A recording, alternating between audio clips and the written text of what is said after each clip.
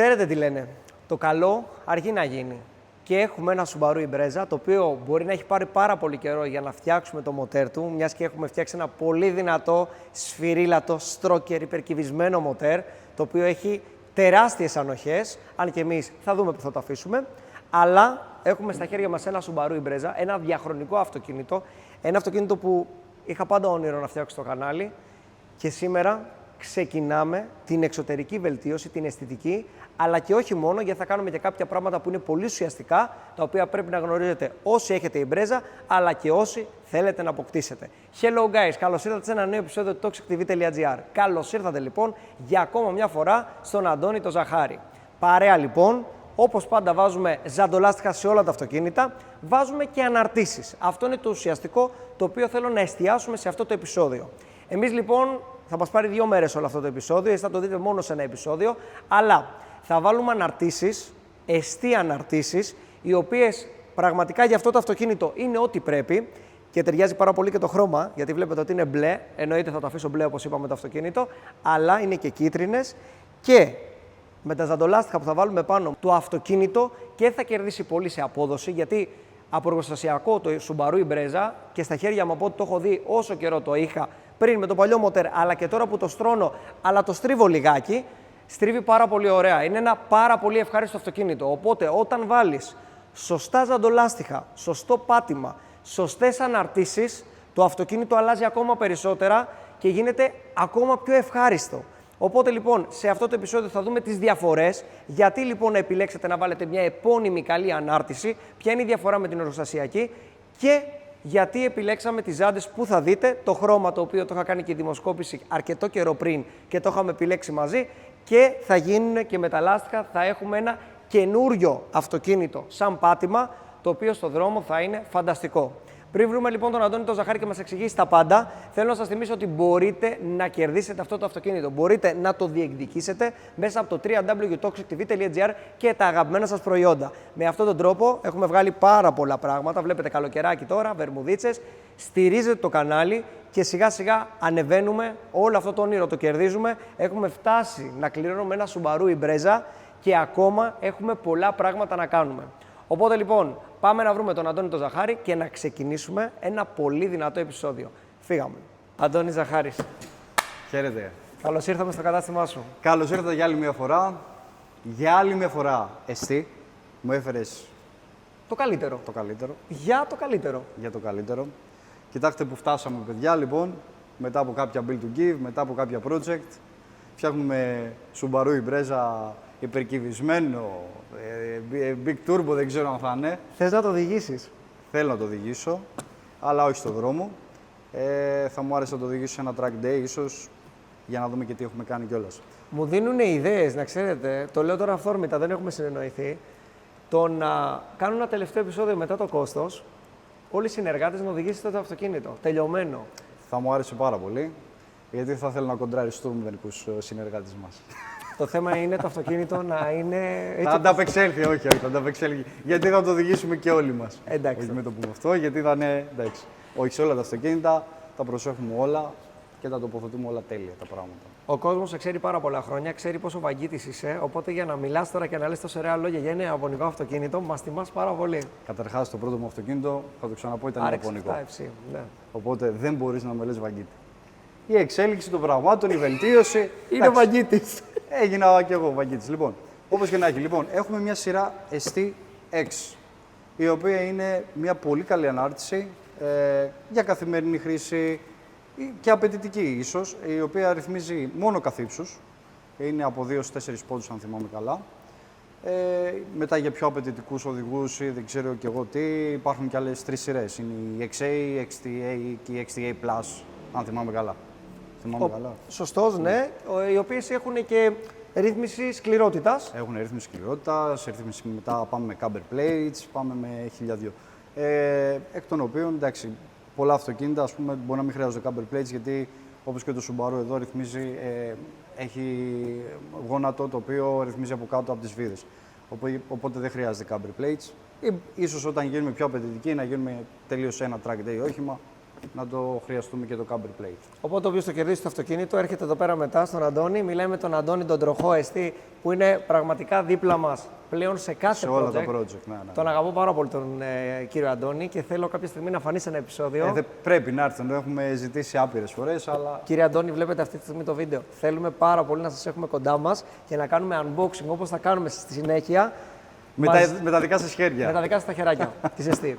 Οπότε λοιπόν έχουμε μια θυγατρική της ΚΑΒΕ, οπότε καταλαβαίνουμε ότι είναι μια ανοξίδωτη ανάρτηση. Θέλω να το τονίσουμε αυτό, γιατί είναι πολύ σημαντικό να είναι ανοξίδωτη η ανάρτηση. Φυσικά, εντάξει, στην Ελλάδα δεν έχουμε νομίζω τόσο, αλλά λόγω του αλατιού, λόγω της, υπάρχουν οξυδώσεις.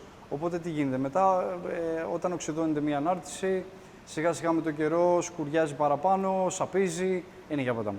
Δεν μας λύνουν οι βίδες, δεν μας λύνουν τα ρυθμιστήρια του καθύψους, υπάρχουν προβλήματα. Τώρα αυτή η ανάρτηση δεν έχουμε τέτοια προβλήματα από τη στιγμή που είναι ανοξίδωτη. Από εκεί και πέρα. Θα το δέσουμε όλο αυτό, να πούμε, με ζαντολάστιχα Ναι. και με κάτι πολύ σημαντικό που είναι η ευθυγράμμιση. Η ευθυγράμμιση. Λοιπόν, όταν μία ανάρτηση τοποθετείται σε ένα όχημα, ανάλογα το ζαντολάστιχο, αν θα βάλουμε στενά φαρδιά ή το οτιδήποτε, πρέπει να κάνουμε και το ανάλογο σετάρισμα και τι χρήση θα του κάνουμε. Έτσι. Αν ένα αυτοκίνητο είναι daily, δεν μπορούμε να του κάνουμε aggressive, επιθετικό ας πούμε, style στην ευθυγράμμιση, γιατί θα μας φάει τα λάστιχα, θα πάει άσκοπο δηλαδή όλο αυτό. Όταν λοιπόν ένα αυτοκίνητο χρησιμοποιείται πιο έντονα για πιο επιθετική οδήγηση, εννοούμε πίστα πάντα έτσι, του κάνουμε διαφορετική ευθυγράμμιση, γιατί το αυτοκίνητο δεν θα είναι καθημερινό και θα είναι πιο απαιτητικό. Από εκεί και πέρα μας δείχνει η ευθυγράμμιση, τα specs και πάμε ανάλογα κι εμείς για τι θα χρειαστούμε να του κάνουμε, δηλαδή τα cornering, Τον ακούω με προσοχή γιατί είναι κάτι που δεν το γνωρίζω και όντως είναι πολύ σημαντική η ευθυγράμμιση και πολύ δεν δίνουμε την απαραίτητη σημασία στην ευθυγράμμιση στα αυτοκίνητά μας και από την καθημερινότητα, όπως λέει, ότι τρώει τα λάστιχα μέχρι νομίζω και στην κατανάλωση και σε πολύ καταπώνηση το από κάτω, χαλάνε όλα. Οπότε είναι πολύ σημαντικό. Είναι το Α και το Μέγα. Μπράβο, και έχει φέρει ευθυγράμμιση ολοκένουργια που για πρώτη φορά θα το δούμε και θα το δείξουμε. Θα το δείξουμε, ναι. Και χαίρομαι πάρα πολύ. Απλά δεν θα το κάνουμε τώρα, θα το κάνουμε τοποθέτηση όταν ολοκληρώσουμε όλο το πακέτο. Να βάλουμε και τα ζαντολάστιχα που θα είμαστε πιο έξω από ό,τι πρέπει. Δηλαδή, όχι από ό,τι πρέπει, πιο έξω από ό,τι είμαστε τώρα. Γιατί είναι πολύ μέσα. Ναι, θα αυξήσουμε το μεταξώνιό μας για να έχουμε πιο καλύτερο κράτημα και θα βάλουμε και μια Super Light Series ζάντα. Οπότε θα έχουμε και καλύτερη επιτάχυνση. Δεν έχω πει ακόμα στα παιδιά πια, γιατί τις περιμένουμε, γι' αυτό δεν τις βλέπετε τώρα στην αρχή του επεισοδίου. Έχουμε μόνο την ανάρτηση που θα τη βάλουμε σήμερα και με το που έρθουν και τα ζαντολάστιχα, την ίδια μέρα θα τα βάλουμε και θα κάνουμε και την ευθυγράμμιση μας. Ακριβώς. Νομίζω ότι. Ήρθε η ώρα να κάνουμε το unboxing. Ανυπομονώ, μου αρέσουν πάρα πολύ τα unboxing. Άντε, θα το αφήνω πάνω σου ή να το κάνω εγώ. Θα το κάνεις εσύ. Αν και μου αρέσουν πολύ, πάμε να τη γυρίσουμε και να πω να πάρω κάμερα για να δείξουμε τι έχει μέσα το κουτί μας. Πάμε. Εδώ έχουμε το manual που το οποίο μας δείχνει για το κάθε αυτοκίνητο που θα τοποθετηθεί αυτό το αυτοκίνητο και τα κάθε κιλά. Έχουμε τα manual μέσα και μας δείχνει λόγω των κιλών των ελαττηρίων το τι χαμήλωμα μπορούμε να κάνουμε μέχρι που, το maximum και το minimum δηλαδή. Που τα οποία θα τα δούμε και μετέπειτα. Λοιπόν, αυτό εδώ πέρα το εργαλειάκι μας είναι για να λύνουμε και να σφίγγουμε τα παξιμάδια στα ελαττήρια. Τα φέρνουμε από εδώ αυτά και βγάζουμε και το φενιζόλ μας για να δούμε το αριστούργημά μας. Το βλέπουμε. Η αισθή δεν μας απογοητεύει ποτέ όσον αφορά την εμφάνισή της. Perfect cutting, design, τα πάντα. Και ακόμα και το κίτρινο. Και αν δεν κάνω λάθος, η παραγγελία του ελαττηρίου μπορεί να γίνει και σε διαφορετικό χρώμα.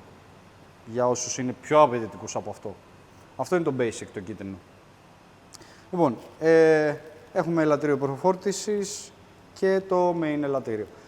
Από εκεί και πέρα, αν πάρεις μία coilover στο χέρι και πάρεις μία εργοστασιακή στο άλλο χέρι, θα καταλάβεις δραματικά τη μείωση βάρους που σου φέρνει μία coilover. Οπότε βοηθάει και η ανάρτηση πάρα πολύ στη μείωση βάρους του αυτοκινήτου. Εντάξει, όταν συλλέξεις όλα τα πράγματα βελτιωμένα στο αυτοκίνητό σου, θα δεις το αποτέλεσμα και όλο στο τέλος. Από εκεί πέρα, μία coilover τι μας προσφέρει. τα πάντα. Από φρενάρισμα, κράτημα, μέχρι και στην επιτάχυνση σε βοηθάει. Διότι δεν απορροφάει τόσο πολύ, δεν συμπιέζεται τόσο πολύ. Όλα μαζί βοηθάνε. Είναι το σύνολο πραγματικά του αυτοκινήτου. Είναι το α και το ω. Το τι ανάρτηση θα βάλεις στο όχημά σου, βέβαια και το πάτημα, το τι ζαντολάστιχο θα έχουμε και το τι ευθυγράμμιση θα έχει στο όχημά σου. Είναι το α και το ω αυτά τα τρία.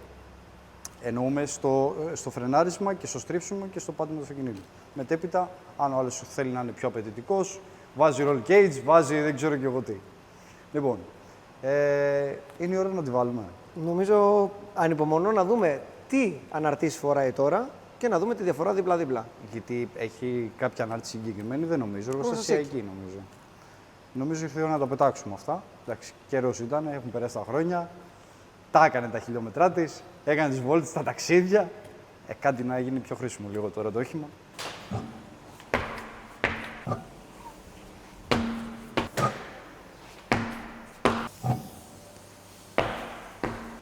Αφαιρούμε ό,τι έχει να κάνει βιδωμένο πάνω στο αμορτισέρ, σωληνάκια, καλώδια ABS. Τα σωληνάκια εννοώ, σωληνάκια είναι τα σωληνάκια του φρένου. Συνήθως στα ιαπωνικά είναι πάντα βιδωμένα με μία 12 σίγουρα, στάνταρ. Αφαιρούμε ό,τι έχει γύρω-γύρω το αμορτισέρ και ξεκινάμε μετά να βγάλουμε το γόνατο εδώ πέρα και το top mount. Από ό,τι βλέπω εργοστασιακά καγιάμπα είναι τα αμορτισέρ, οπότε καλά κάνουμε που τα αλλάζουμε κιόλας.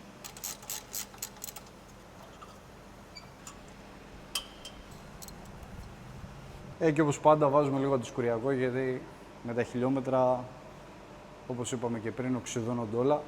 Οπότε θέλουμε λίγο να μαλακώσουν γιατί να μην μας κουράσουν στην απεγκατάσταση. Κλείνουμε το αμορτισέρ με το άκρο που είναι το γόνατο που λέμε. Προσέχουμε, εδώ έχουμε κάτι ροδελίτσες, τις οποίες θα τις ξαναχρειαστούμε. Οι ροδελίτσες συνήθως μπαίνουν σε παξιμάδια που έχουμε κιόλας εδώ. Οπότε κρατάμε τα παξιμάδια μας και τις βίδες μας.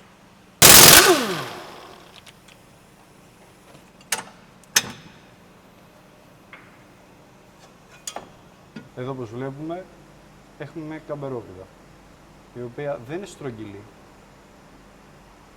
Από μία πλευρά, αν δείτε, έχει παραπάνω υλικό. Οπότε αυτό μας επιτρέπει με το γύρισμά της εσωτερικά να μεταβάλει τον τροχό. Με το που ελευθερώσουμε αυτή τη βίδα, βλέπουμε ότι πλέον όλα είναι ανεξάρτητα. Δεν μας κρατάει τίποτα και είναι ελεύθερο από κάτω το αμορτισέρ. Οπότε λύνουμε μόνο το top mount και έχει βγει το αμορτισέρ. Λοιπόν, ελευθερώσαμε και κάτω και είναι όλα ελεύθερα. Οπότε κατεβάζουμε το όχημα, λύνουμε τα top mount και δεν έμεινε τίποτα άλλο παρά να βάλουμε την αιστή πάνω. Λοιπόν, από εδώ ξεκινάμε τώρα να λύσουμε και το πάνω μέρος του αμορτισέρ που αποτελεί 3 βίδες, 3 παξιμάδια. Πώς το βλέπεις το μοτεράκι? Subaru. Boxer. Toxic Subaru. Τα αμορτισέρ μας δένουν πάντα πάνω στους θόλους, οπότε η θολόμπαρα πιάνει στο ίδιο σημείο. Τι είναι όλο αυτό? Νομίζω ότι τώρα καταλαβαίνω αυτό που έλεγες για βάρος. Και το συγκεκριμένο έχει και λατήρια Eibach για χαμηλώμα. Είναι το Pro Kit. Εντάξει, βλέπουμε πόσο ογκώδες είναι αυτό το πράγμα. Εντάξει, νομίζω ότι είναι αισθητική διαφορά στο βάρος, έτσι. Όποιος άνθρωπος γνωρίζει και τα πιάσει και τα δύο μαζί, θα καταλάβει. Έχουν μείνει μόνο τα δύο πισινά το mount που είναι πίσω από το κάθισμα, δεξιά και αριστερά. Βγαίνουν και τα δύο το mount τα πισινά. Τοποθετούμε τα top mount στα υπάρχον αμορτισέρ γιατί δεν έχουν top mount αυτά τα αμορτισέρ και τα βάζουμε πάνω.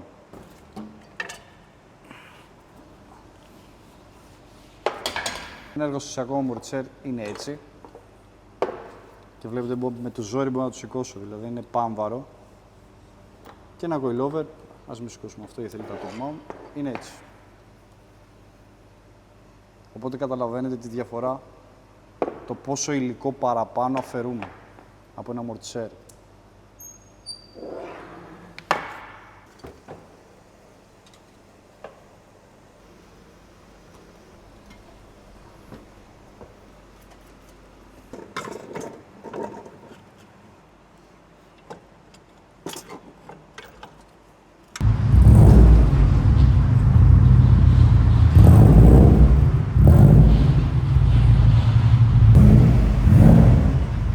Αφού μπήκαν οι αναρτήσεις, το αυτοκίνητο κατέβηκε όπως είναι τώρα, το πήρα, στρώθηκε, μιας και εδώ και πάρα πολλούς μήνες ετοίμαζα την πρώτη μου, να πω έτσι, επιχειρηματική κίνηση, κάτι το οποίο πάντα ήθελα, να συνεργαστώ με ένα πολύ μεγάλο brand στο εξωτερικό. Και πλέον λοιπόν είναι γεγονός, σας το ανακοινώνω για πρώτη φορά τώρα, ότι η 69 Greece, μια Zanda premium, μια Zanda πολύ γνωστή στην Ευρώπη, είναι πλέον στην Ελλάδα, διαθέσιμη από εμάς, από το κανάλι μας, και σε αυτό το επεισόδιο θα σας το κάνω unboxing. Το πρώτο σχέδιο, το Evo One θα σας κάνω σήμερα λοιπόν, να το δείτε και θα μπει πάνω στο αυτοκίνητο το οποίο είναι για εσάς. Τι καλύτερο από το να φέρουμε μια Zanda και η πρώτη τετράδα να μπει στο αυτοκίνητο που φτιάχνουμε στο κανάλι μας. Οπότε λοιπόν θέλω να κάνουμε unboxing μαζί, ειδικά αυτό το unboxing μιας και είναι κάτι πολύ μεγάλο για μένα. Και έχουμε και το αμάξι πλέον στρωμένο, το βλέπετε λίγο πιο χαμηλωμένο. Θα φωνάξω στη συνέχεια μετά τον Αντώνη, μετά από το καλοκαίρι, μαυρισμένος, ξέρετε τώρα, πέρασε ωραία, ξεκουράστηκε. Για να τον ταλαιπωρήσουμε λιγάκι, να βάλει και τα λάστιχα, να μας πει και τι λάστιχα επιλέξαμε, γιατί βλέπω εδώ πέρα Pirelli. Pirelli, τι άλλο θα βάζει στο Impreza? Ξέρουμε όλοι ότι στο Impreza πρέπει να μπει κάτι καλό. Pirelli λοιπόν, για το αυτοκίνητό μας, να βάλουμε πάνω και τις ζαντάρες μας και να είναι έτοιμο, αφού στηθεί σε λίγο, για τους δρόμους, για τις πίστες και ό,τι άλλο θέλουμε. Πάμε λοιπόν. Έρχεται λοιπόν από τη μακρινή Γερμανία η 69 Wheels να αλλάξει τα δεδομένα.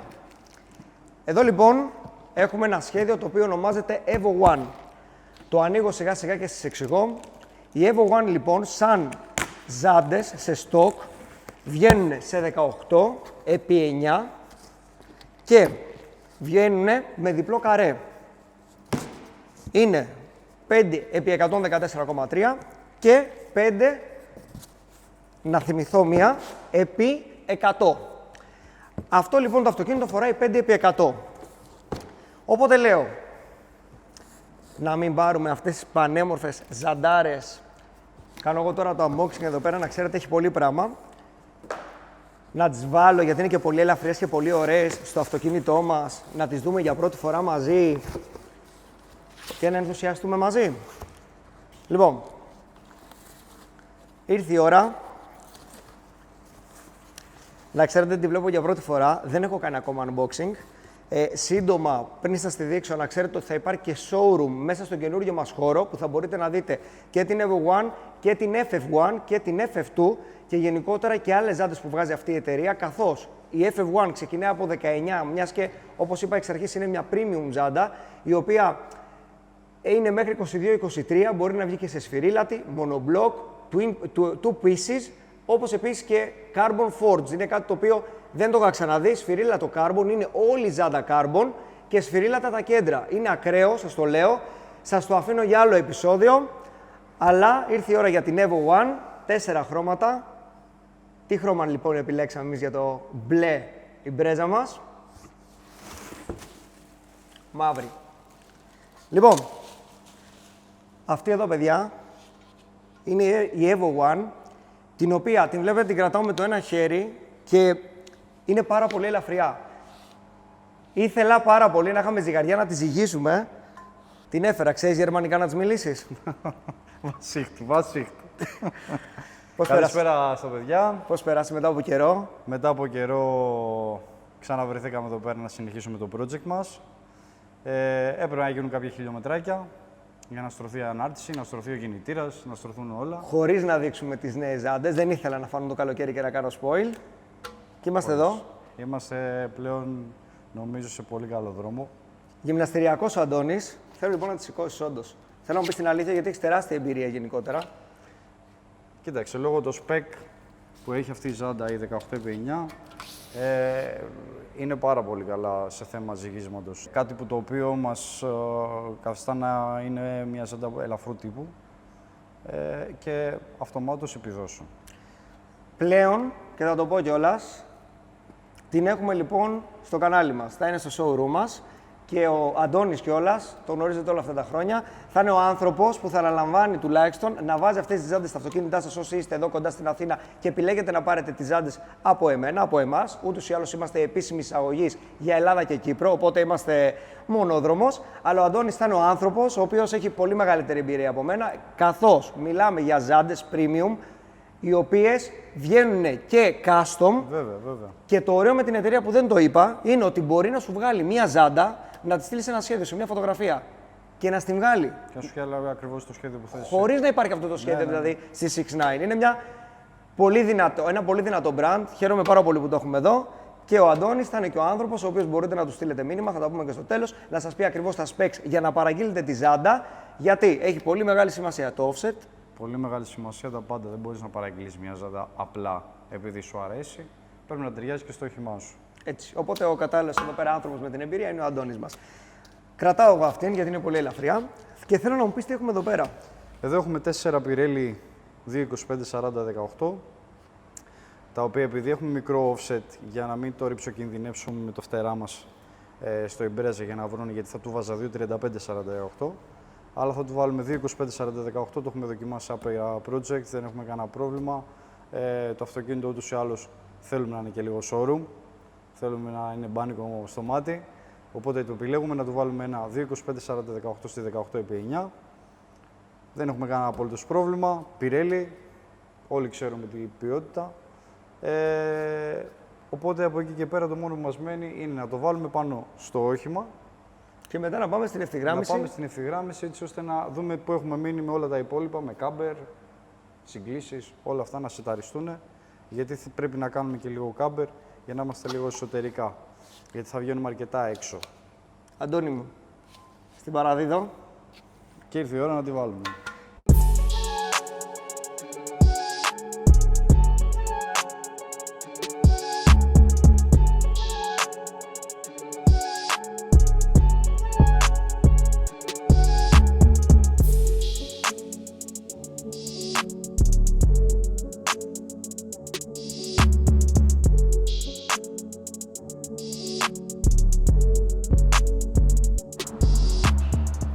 Έλα, εντάξει. Πρέπει να βάλουμε λάστιχο. Μην τη ματιάσεις. Όμορφη. Όμορφη ζαντούλα. Λοιπόν, ξεκινάμε να τα δούμε πάνω γιατί δεν μπορώ να το βλέπω άλλο με αυτή τη ζάντα εδώ πέρα το Subaru. Ωραίο και το χρυσό στο μπλε, αλλά είναι τώρα παλιό. Το χρώμα δεν το συζητάμε, αλλά η ζάντα αυτή είναι να μην τη βλέπεις. Εδώ σου βγάζει ο Κώστας πίσω τις ζάντες. Εμείς θα προχωρήσουμε κανονικά τη διαδικασία. Εδώ με το λαστιχάκι μας. Κλασικά Πικάσο. Καλλιτέχνης. Καλλιτέχνη. Για να ομορφύνουμε λίγο περισσότερο τον κόσμο αυτόν. Πολύ όμορφο σχέδιο. Τζαπανίλα. Τζαπανίλα ενώ είναι Γερμανίλα. Εντάξει. Όλες οι εταιρείες έχουν κάνει από ένα σχέδιο Japan, δεν γίνεται. Έχουμε το κλασικό stretch σε μία νιάρα ζάντα με 225-40-18 λάστιχο. Δοκιμασμένα. Δεν ριψοκινδυνεύουμε μέχρι εκεί. Με κάτι παραπάνω αρχίζουν τα δύσκολα. Εντάξει. Ένα ωραίο καθαρισματάκι γύρω-γύρω το στεφανάκι μας, επειδή έχει το σαπούνι πάνω. Και το πάμε για ζυγοστάμιση. Όπως ολοκληρώνουμε πίσω τη διαδικασία της ζυγοστάμισης σε κάθε τροχό που βγαίνει, έτσι εγώ και παρατηρώ κιόλας, γιατί πρώτη φορά τη βλέπω τη ζάντα αυτή, παρατηρώ την ποιότητά της. Εγώ μπορώ να πω ότι η ποιότητά της είναι εξαιρετική μέχρι στιγμής. Θέλω να παρακολουθήσω λίγο και τη ζυγοστάθμιση, που η ζυγοστάθμιση μέχρι στιγμής, από ό,τι βλέπω, και εκεί δείχνει εξαιρετικά νούμερα. Δηλαδή δεν έχουμε προβλήματα ζυγίσματος. Έχει σημασία δηλαδή το πόσο πολύ Φυσικά. θέλει... Φυσικά, όταν μια ζάντα βγαίνει από ένα καλούπι, πρέπει να είναι το καλούπι του σχεδιασμένο να είναι ποιοτικό. Όταν έχουμε αλλού περισσότερο αλουμίνιο, λιγότερο αλουμίνιο κτλ., μας βγάζει κάτι αντίβαρα για κούνημα. Εδώ βλέπουμε σχεδόν τίποτα, δηλαδή θέλει... Δεν έχει τίποτα, ναι. Τέλεια. Πτέσματα. Δηλαδή του τύπου. Τίποτα. Παίζει πολύ μεγάλο ρόλο. Γι' αυτό συνήθως σε μια ρέπλικα ζάντα του τύπου κινέζικες κτλ. Έχουν χάλια καλούπια. Με το που το βάλουμε πάνω στις ζυγοστάμιση και το καλύτερο λάστιχο να βάλουμε πάνω, το πιο ακριβό, πάλι θα μας δείξει προβλήματα στο ζύγισμα. Το ζύγισμα, άμα βγάζει του τύπου 80-90 γραμμάρια, πάει να πει ότι κάτι γίνεται με τη ζάντα μας. Τώρα εδώ έχουμε μια ζάντα που μας έβγαλε 10 και 10 μαζί με το ελαστικό.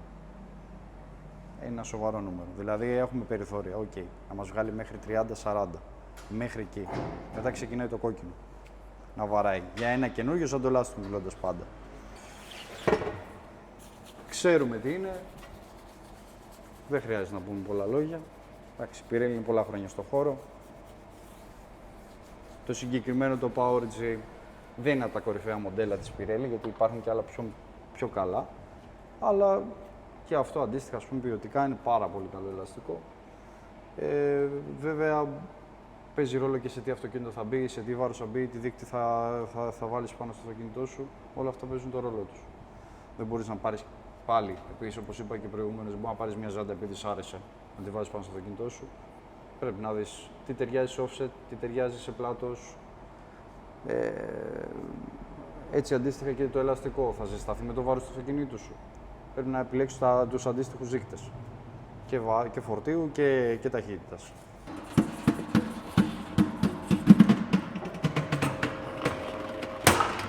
Όσο περνάει ο καιρός, ανεβαίνουν τα project πολύ περισσότερο.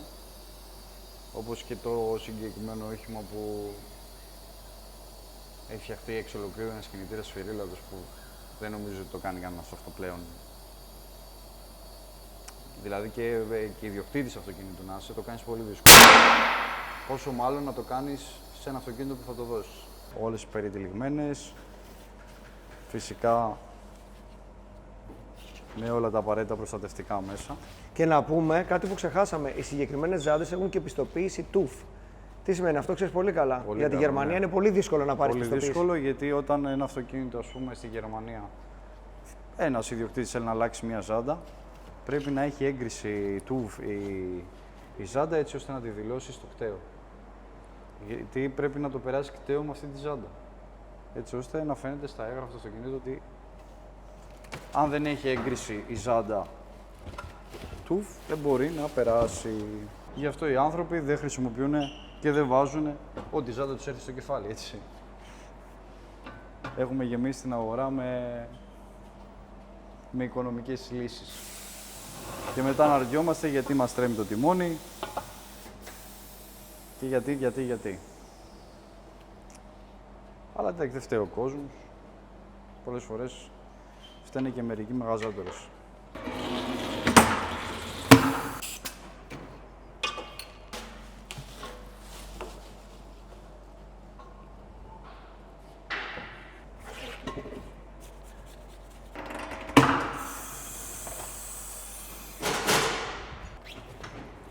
Να δούμε λίγο εδώ πέρα το σύνολό μας, με μεγάλη προσοχή όταν παρκάρουμε το αυτοκίνητο, γιατί είναι κρίμα από το Θεό ζαντούλες. Αυτός ο θόρυβος είναι πολύ άσχημος. Είναι ο πιο άσχημος θόρυβος, παιδιά.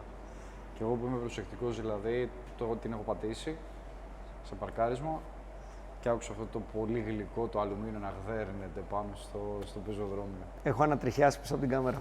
Και εγώ το ίδιο ανατριχιάζει που το λέω. Μην το μελετάμε με αυτή τη ζάντα όμως. Όχι. Λοιπόν, έχουμε ένα πολύ ωραίο concave από τη ζαντούλα μας. Μας κάνει ένα πολύ μικρό βάθος. Το μόνο πράγμα που θέλει μεγάλη και ιδιαίτερη προσοχή σε αυτό το σχέδιο ζάντας είναι τα μπρατσάκια μας εξέχουν πολύ λίγο, έτσι ώστε να δώσει το concave, αλλά παράλληλα και να βγει το μπράτσο μας. Οπότε θέλει πολύ προσοχή. Εντάξει, εμείς τώρα τέτοιου είδους άνθρωποι που χρησιμοποιούμε τέτοιες ζάντες πάνω στα αυτοκίνητα μας, παρκάρουμε 20 πόντους από το πεζοδρόμιο. Κατεβαίνουν κάτω όποιος είναι μαζί μας. Είμαι καλά, παρκάρω. Ελενίτσα, για τσεκάρε πίσω. Είμαστε εντάξει. Να μην κλείσουμε και τους ανθρώπους που περνάνε από τον δρόμο, εντάξει, προσέω. Τέλεια. Οπότε λοιπόν. Πάμε τελευταίο για ζυγοστάθμιση και για τοποθέτηση και πάνω στην ευθυγράμμιση.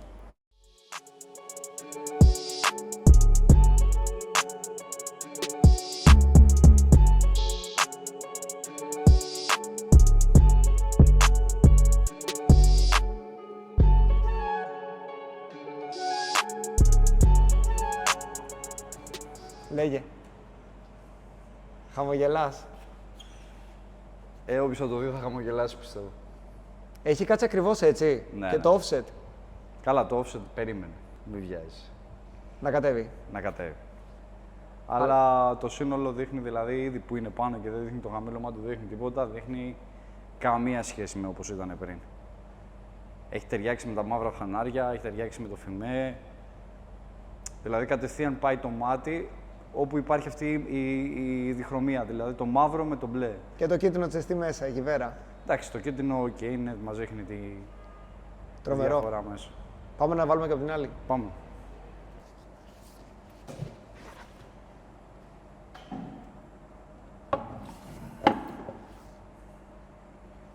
Φίλε Αντώνη, άλλο αμάξι.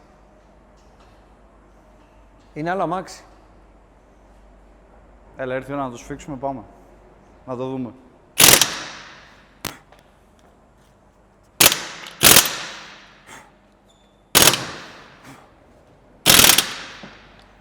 Και τι λείπει, Αντώνη? Η λεπτομέρεια που πάντα κάνει τη διαφορά. Κάτσε να το κεντράρουμε το 6-9 πάνω. Κουμπώνουν πάρα πολύ καλά κιόλας. Νομίζω ότι τώρα είναι έτοιμο να κατέβει. Φύγαμε.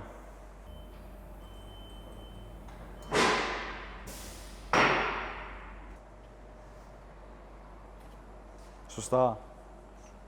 Γορίλας, ακριβώς έτσι. Εντάξει, είμαστε λίγο πρισμένοι, παραπάνω από όσο θα έπρεπε, αλλά τα specs αυτά τα δουλεύουν πολύ. Γορίλας Και ήθελα. στο εξωτερικό, δηλαδή, από ό,τι έχω δει. Τώρα λοιπόν τι έχει σημασία μεγάλη να γίνει στο αυτοκίνητο? Σημασία μεγάλη τώρα έχουμε να το βάλουμε στην ευθυγράμμιση στο αυτοκίνητο, έτσι ώστε τουλάχιστον να το ευθυγραμμίσουμε να έχει σωστή σύγκληση, να μην μας φάει τα ελαστικά. Από εκεί και πέρα μπορούν να γίνουν πάρα πολλές τροποποιήσεις στο συγκεκριμένο αυτοκίνητο, από κάμπερ, κάστερ, τα πάντα. Εμείς όμως θα επιλέξουμε για καθημερινή χρήση ένα setup, έτσι ώστε να κάνουμε τη δουλειά μας και ο άνθρωπος που θα το πάρει μετέπειτα μπορεί να κάνει τι θέλει. Τώρα εμείς από εμάς θα το δώσουμε έτσι, που δεν είναι και καθόλου άσχημο, πιστεύω.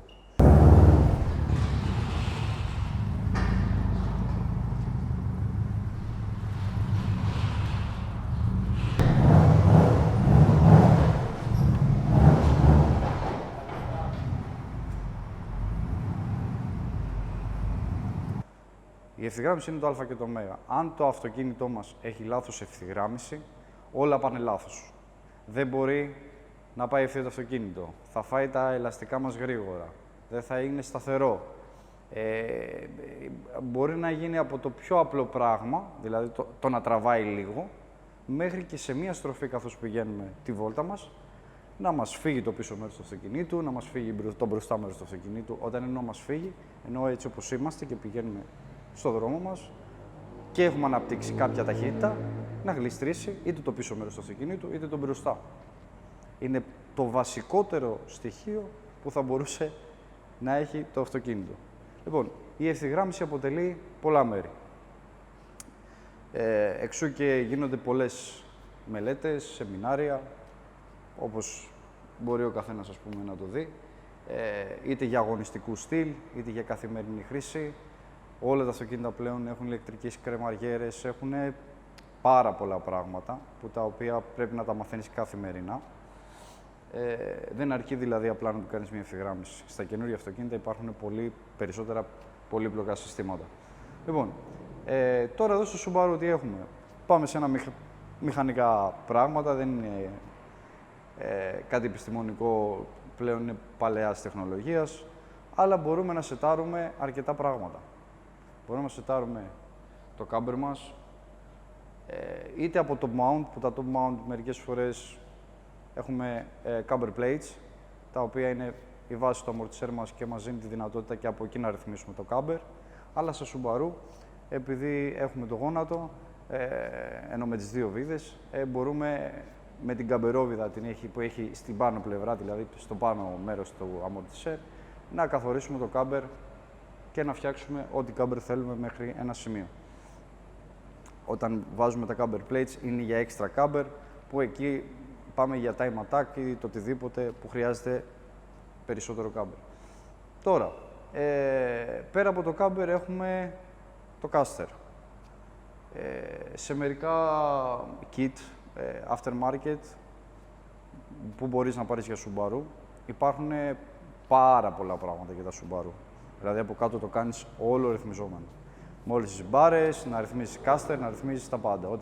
Ό,τι μπορείς να κάνεις, το κάνεις αυτό το αυτοκίνητο. Πραγματικά έχει ένα DNA το αυτοκίνητο το συγκεκριμένο που μπορείς να κάνεις τα πάντα. Έτσι ώστε να μπει σε μία πίστα και να πας και τη βόλτα στο ταυτόχρονα. Λοιπόν, και έχουμε και τη σύγκληση. Που η σύγκληση ουσιαστικά είναι το α και το ω επίσης. Αν η σύγκλησή μας είναι θετική, είτε αρνητική, δηλαδή χρησιμοποιούμε απόκληση, χρησιμοποιούμε σε κατάσταση που θέλουμε να πάμε σε drift. Όταν λοιπόν θέλουμε να είναι λίγο πιο απότομο το μπροστινό μας σύστημα, χρησιμοποιούμε απόκληση. Αλλά ταυτόχρονα αυτό πρέπει να δένει και με το πίσω μέρος του αυτοκίνητου, διότι δεν μπορούμε να έχουμε ένα αυτοκίνητο με απόκληση μπροστά και μηδενικό πίσω. Πρέπει να πάει αναλόγως και το πίσω μέρος. Οπότε δεν μπορούμε να βγάλουμε κάτω από το κεφάλι μας. Πρέπει να πηγαίνουμε γεωμετρικά, έτσι ώστε αν είναι πισωκίνητο, αυτοκίνητο, τετρακίνητο, πάντα χρησιμοποιούμε θετικό, πάντα σύγκληση πίσω, διότι θέλουμε να σπρώχνουμε το πίσω μέρος. Πάντα. Οπότε, εμείς συγκεκριμένα σήμερα θα φτιάξουμε το setup το εργοστασιακό. Όπως βλέπουμε, έχουμε τοποθετήσει τους αισθητήρες στους τροχούς. Οι αισθητήρες αυτοί διαβάζονται απευθείας από τις κάμερες. Το λεγόμενο 3D είναι αυτό το μηχάνημα. Διαβάζει, πολλοί το λένε πελάτες μου σκάκι, δεν είναι σκάκι όμως. Οπότε, εμείς θα κινηθούμε τώρα να κάνουμε τη διαδικασία ROC, η οποία ROC είναι θα σπρώξουμε το αυτοκίνητό μας μπρος-πίσω, έτσι ώστε να διαβάσει όλα τα λάθη που τα οποία μπορεί να έχουν γίνει σε κάθε, δηλαδή μέχρι και στο πιάσιμο της ζάντας τώρα, ο αισθητήρας μπορεί να κάτσει ένα χιλιοστό λάθος. Αυτό εμείς, τα παλιά μηχανήματα βασικά, δεν μπορούσες να το διορθώσεις, έπρεπε να το πιάσεις ακριβώς. Με τα καινούργια μηχανήματα πλέον, κάνεις τη διαδικασία τη ROC και αντισταθμίζει δηλαδή ό,τι ατέλεια μπορεί να έχει πιάσει το νυχάκι του μηχανήματος. Ή η ζαντούλα μπορεί να είναι λίγο βρώμικη και με λίγο σκόνη. Όλα αυτά με αυτή τη διαδικασία τα φτιάχνουμε, βασικά δεν τα φτιάχνουμε, τα διαβάζει το μηχάνημα και έτσι ώστε μας δείχνει τα σωστά στοιχεία. Όταν είναι έτοιμο το μηχάνημά μας το λέει. Τώρα, ας πούμε, μας λέει το μηχάνημά μας να κουνήσουμε το αυτοκίνητό μας. Συνήθως δεν απαιτεί πολύ μεγάλο κούνημα, περίπου 30 πόντους. Εγώ το πιάνω εδώ από τη ροδούλα, γιατί ξέρω πολύ καλά ότι κινείται πολύ εύκολα ένα όχημα γυρνώντας τη ρόδα του. Και το πάμε ακριβώς εκεί που θέλει το μηχάνημά μας. Οπότε πρασινίζουν τα φαναράκια μας εκεί πέρα και θα πρέπει να διαβάσουμε και την γωνία τιμονιού. Απελευθερώνουμε τα πιατέλα τα μπροστινά. Παίρνουμε το κλείδωμα του φρένου. Τραβάμε το χειρόφρενό μας και κάνουμε το εξής. Το μηχάνημά μας πρέπει να διαβάσει τη γωνία τιμονιού, έτσι ώστε να διαβάσει και τη σύγκληση και την απόκληση. Οπότε, στρίβουμε το τιμόνι μας σε αυτό που μας ζητάει. Το διάβασε δεξιά, τώρα γυρνάμε αριστερά.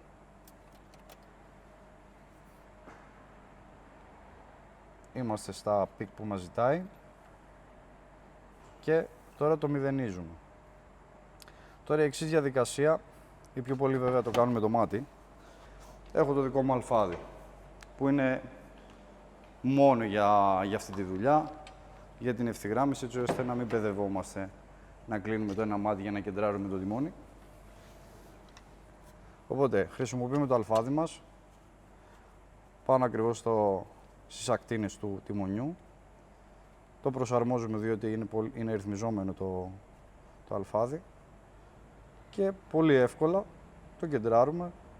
Είμαστε κεντραρισμένοι και βάζουμε και το stop του τιμονιού.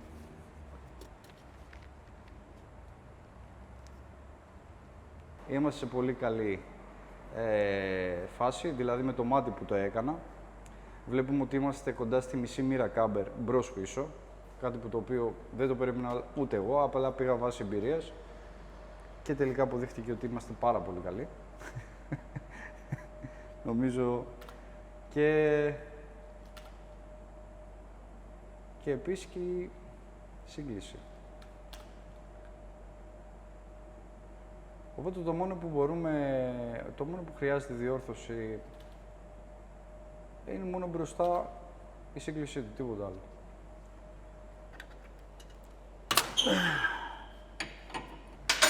Και τώρα λοιπόν ποια είναι η διαδικασία, πώς θα ρυθμίσεις από κάτω? Και τώρα ξεκινάμε τη διαδικασία στα ημίμπαρά μας.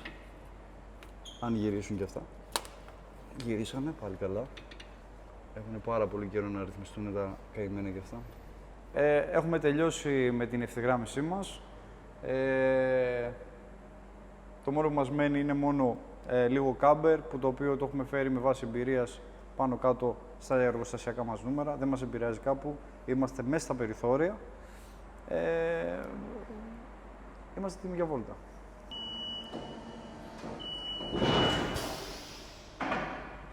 Δείχνει.